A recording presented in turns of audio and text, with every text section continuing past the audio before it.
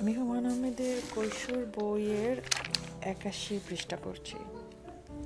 চ্যাপ্টারের নাম পাঠক হুমায়ুন। আমার দাদি ছিলেন অসম্ভব রূপবতী একজন মহিলা এবং অসম্ভব বোকা। বুদ্ধি মাপার আইকিউ টেস্ট আছে, বোকামি মাপার কোনো টেস্ট নেই।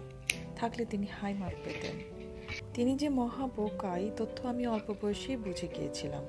নাতি নাতনিদের শাস্তি দেয়া হচ্ছে এই দৃশ্য দেখলে তিনি কেন জানি খুব আনন্দ পেতেন। খুশিতে তার চোখ মুখ ঝলমল করত। তার বোকামির একটা নমুনা দেই।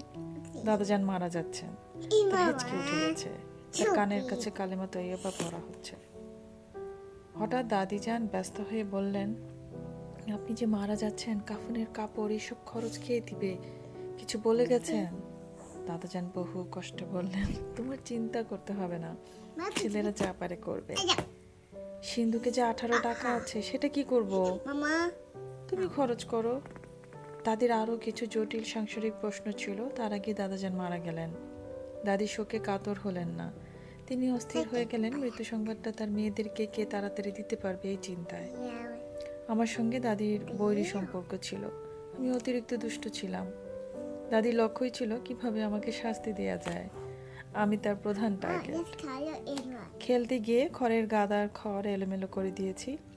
দাদি দৌড়ে মাকে নিয়ে এসে অপরাধের বিশদ এবং ফুলানো ফাঁপানো বর্ণনা করে বললেন, একে মারো তো বৌমা।